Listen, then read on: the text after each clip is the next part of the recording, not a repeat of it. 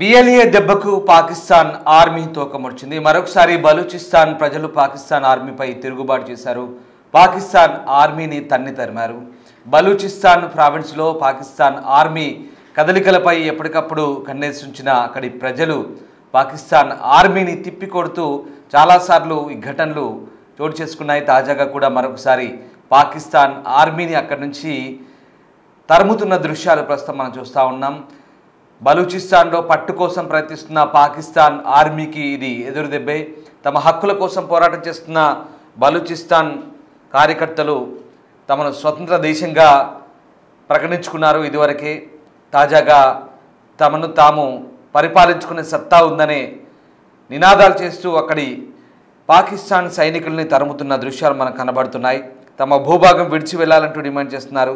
6 కోట్ల మంది బలూచ్ ప్రజల హక్కుల కోసం పోరాటం చేస్తున్నామని ఇప్పటికే స్వతంత్ర దేశంగా కూడా బలూచ్ ప్రకటించుకుంది. పాక్ ఆర్మీని వెంటనే ఉపసంహరించుకోవాలంటూ డిమాండ్ చేస్తున్నారు.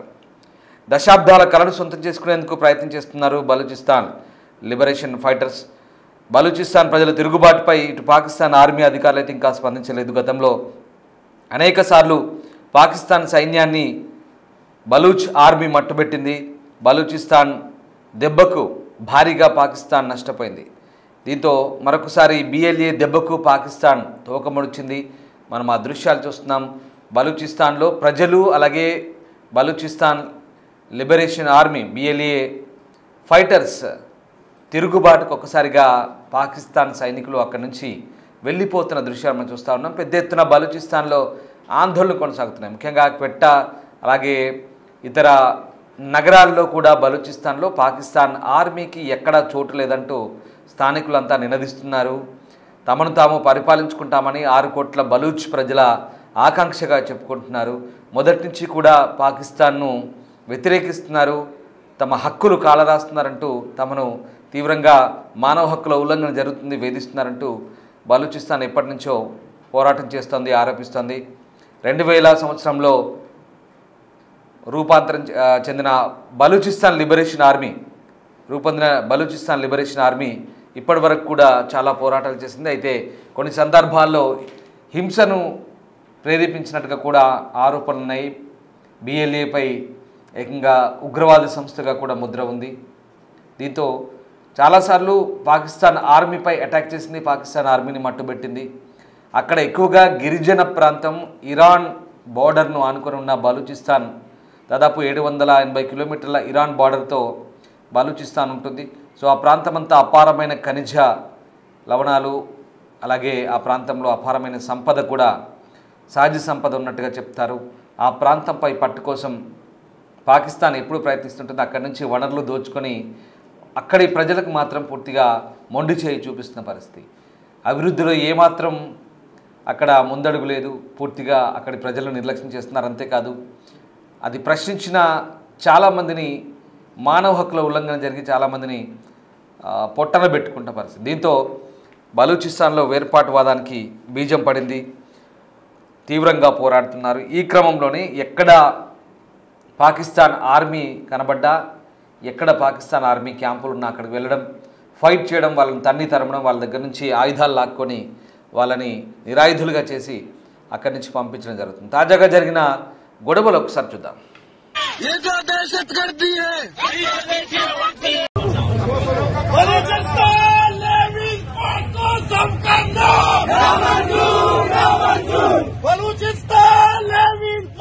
पुलिस भी जम करना, बलूचिस्तान को पुलिस भी जम करना,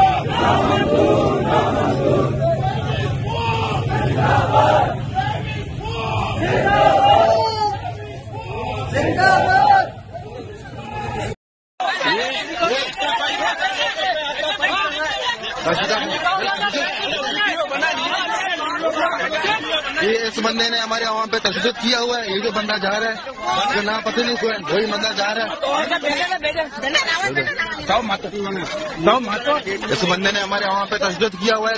काम का हालत खराब करना चाह रहे हैं यहाँ पे।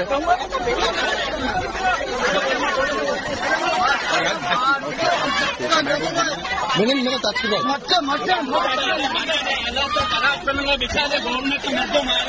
ये यहाँ पे आप लोग देख रहे हैं कि ये लोग कैसे हालात खराब करना चाह रहे हैं। తాజాగా బలూచిస్తాన్లోని కోల్వా అలాగే ఖరాన్ జిల్లాలో జరిగిన వేరువేరు సంఘటనలో లెవిస్ ఫోర్స్ సభ్యుడితో సహా ఇద్దరు వ్యక్తులను పాకిస్తాన్లోని చట్టాన్ని అమలు చేసే సంస్థలు అరెస్ట్ చేశాయంటూ స్థానిక వార్తా సంస్థలు చెప్తున్నాయి. బలూచిస్తాన్ పోస్ట్ లాంటి కొన్ని సంస్థలు నివేదికలు ఇస్తున్నాయి. గురువారం కోల్వాలోని అషాల్ ప్రాంతానికి చెందిన రిజా అనే వ్యక్తిని ఫ్రాంటియర్ కార్ప్స్ చెందిన వ్యక్తిగా భావిస్తున్న సిబ్బంది అదుపులోకి తీసుకున్నారు. అతని ఆచూకీ లేదు. అలాగే ఖరన్లో జరిగిన ఒక ప్రత్యేక సంఘటనలో ఉగ్రవాద నిరోధక విభాగం అలాగే నిఘా సంస్థల అధికారులు హాజీ మహమ్మద్ హుసేన్ కుమారుడు లెవీస్ అధికారి బషీర్ అహ్మద్ ఖుబ్దాన్ని కూడా అరెస్ట్ చేసినట్టుగా చెప్తున్నారు. ఇక ఇవన్నీ కూడా కిడ్నాపులుగా చెప్తున్నారు. ఇలాంటి సంఘటనలు వరుసగా చోటు చేసుకుంటున్నాయి. చట్టవిరుద్ధమైనటువంటి కస్టడీలకు తీసుకోవడం, కిడ్నాపులు చేయడం, వాళ్ళని చాలా దారుణంగా హింసించడం. అంతేకాదు బలూచిస్తాన్లోని ఖుజ్దార్ జిల్లాలో ఒక నిర్మాణ సంస్థ స్థలాన్ని లక్ష్యంగా చేసుకొని సాయుధ దాడి చేసి 18 మంది కార్మికులను అపహరించి బహుళ వాహనాలు కొన్ని భారీ యంత్రాలకు కూడా నిప్పంటించిన పరిస్థితి. సో రకంగా బలూచిస్తాన్లో 24 గంటలలోపు కార్మికులను పెద్ద ఎత్తున కిడ్నాప్ చేయడం రెండవసారి. ఇది ప్రావిన్స్ అంతటా కూడా భద్రతా హెచ్చరికలను చెప్తోంది. సో రకంగా బలూచిస్తాన్లో మొదటి నుంచి కూడా తీవ్రమైన మానవ హక్కుల సంక్షోభం ఉన్నది. మొదటి నుంచి కూడా ఏకపక్ష నిర్ణయాలు తీసుకుంటున్నారు.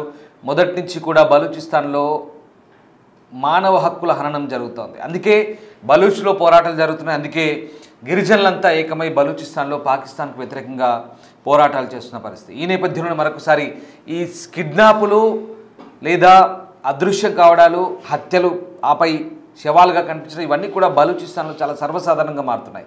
దీనంతటి కారణం పాకిస్తాన్ ఫోర్సెస్. అమాయకులైనటువంటి బలూచిస్తాన్ ప్రజల్ని తీసుకెళ్లడం, హింసించడం, రోజుల తరబడి జైళ్ళలో పెట్టడం, కిడ్నాపులు చేయడం, అదృశ్యం. ఏమైందంటే అబ్స్కాండ్ అవుతారు, కనబడరు. రోజుల తరబడి వెళ్తారు, తర్వాత ఎక్కడి నుంచో ఎత్తుకెళ్ళిపోతారు, తర్వాత వాళ్ళు శవాలుగా కనిపిస్తారు. ఇదే వాళ్ళ కోపం తెప్పిస్తుంది. ఇందుకే పాకిస్తాన్ ఆర్మీని తరుముతున్నారు. అందుకే అక్కడ వాళ్ళపై హింస, ఏకపక్ష నిర్బంధాలు, మానవ హక్కుల ఉల్లంఘన, హింసతో బలూచిస్తాన్లో అందుకే అక్కడి కార్మికులంతా కూడా రెచ్చిపోతున్నారు. ఇదంతా ఒక ఎత్తు అయితే ఇప్పుడు పాకిస్తాన్ మరొక సిల్లీ డిసిషన్ చెప్పాలి. నిజంగా మన బాలీవుడ్ హీరో సల్మాన్ ఖాన్ని పాకిస్తాన్ ఉగ్రవాదుల లిస్టులో చేర్చింది. నిజంగా మీరు నమ్ముతారా ఇది? ఎందుకంటే సౌదీలో జరిగిన ఒక ఈవెంట్లో మన తెలుగు సినిమాల గురించి మన ఇండియన్ సినిమాల గురించి మాట్లాడుతూ, అఫ్కోర్స్ తెలుగు, హిందీ, మలయాళ, తమిళ్ ఈ సినిమాలన్నీ బాలీవుడ్, టాలీవుడ్, మాలీవుడ్, కోలీవుడ్ ఇవన్నీ కూడా సౌదీ, దుబాయ్, గల్ఫ్ దేశాల్లో బాగా ఆడుతున్నాయి. దీనికి అంతటి కారణం ఆయా దేశాల నుంచి వస్తున్న ప్రజలే అంటూ ఆఫ్ఘనిస్తాన్, పాకిస్తాన్, బలూచిస్తాన్ ఈ దేశాల నుంచి వస్తున్న ప్రజలంటూ సల్మాన్ ఖాన్ ఆ ప్రసంగంలో మాట్లాడారు. ఇక్కడ తప్పేంటనుకుంటున్నారా? బలూచిస్తాన్ అని ప్రస్తావించాడు. అంటే పాకిస్తాన్ ఏమనుకుంటుంది, బలూచిస్తాన్ వేరే, పాకిస్తాన్ వేరేనా, మీరు ఎందుకు విడదీసి మాట్లాడారు అంటూ సల్మాన్ ఖాన్ ఇప్పుడు ఆ వంకతో ఉగ్రవాదుల లిస్టులో ఒక ఉగ్రవాద అనుమానిత జాబితాలో సల్మాన్ ఖాన్ చేర్చింది. ఎంత సిల్లీగా ఉందో చూడండి.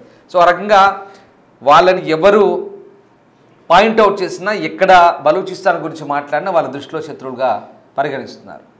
కానీ వీళ్ళు మాత్రం యథేచ్ఛగా ఉల్లంఘన, మానవ హక్కుల ఉల్లంఘన, బలూచిస్తాన్లో అడ్డగోలుగా కిడ్నాపులు చేయడం, మానవ హక్కులు హరించడం, చంపడాలు, అదృశ్యమవడాలు, వాళ్ళపై దాడి చేయడాలు, వాళ్ళని ఎత్తుకుపోవడాలు. అందుకే బలూచిస్తాన్ ఫ్రీడమ్ ఫైటర్స్ రెచ్చిపోతున్నారు. అందుకే పాకిస్తాన్ ఆర్మీని తరుముతున్నారు. అదిగో ఆ దృశ్యాల ప్రస్తుతం మనం చూస్తూ ఉన్నాం. నిన్న మొన్న జరిగిన ఘటనతో ఒకసారిగా మళ్ళీ బలూచిస్తాన్లో అల్లర్లు స్టార్ట్ అయ్యాయి. ఒకసారి గుర్తుపెట్టుకోండి, పాకిస్తాన్లో పరిస్థితి గురించి నేను మీకు మళ్ళీ ఎక్స్ప్లెయిన్ చేస్తాను. రోజు చెప్తున్నాం పాకిస్తాన్లో పరిస్థితులు ఏంటో, ప్రతిరోజు మీకు వివరించే ప్రయత్నం చేస్తున్నాం. ఓవైపు ఖైబర్ పఖ్తూన్ఖ్వా, మరోవైపు బలూచిస్తాన్, మరోవైపు ఆఫ్ఘనిస్తాన్, ఖైబర్ పఖ్తూన్ఖ్వా, ఇటు బలూచిస్తాన్, ఇటువైపు హిందుస్థాన్. మూడు వైపులా ఈ గొడవలు ఉంటే మధ్యలో పాకిస్తాన్లో ఎప్పుడు కొట్లాట్లే, ఎప్పుడు అంతర్గత కలహాలే, కుమ్మలాట్లే.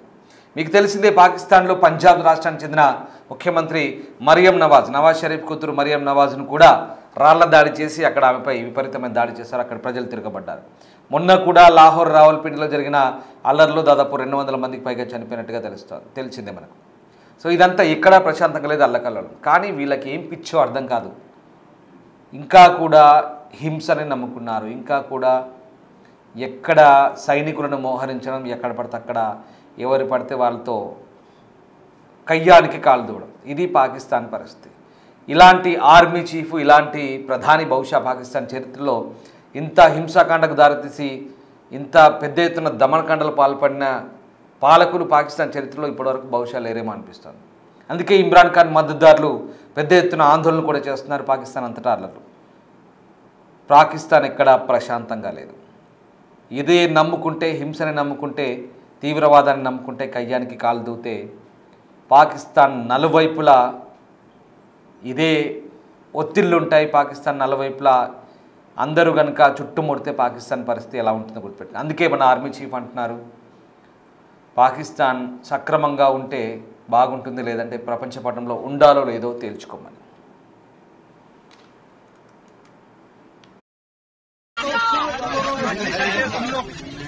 ये बलूचिस्तान के हालात हैं। आप लोग देख रहे हैं कि बलूचिस्तान में कैसे गुंडागर्दी कर रहे। ये हमारे फौज है, बिगड़ ये जो दहशतगर्दी है, ये जो दहशतगर्दी है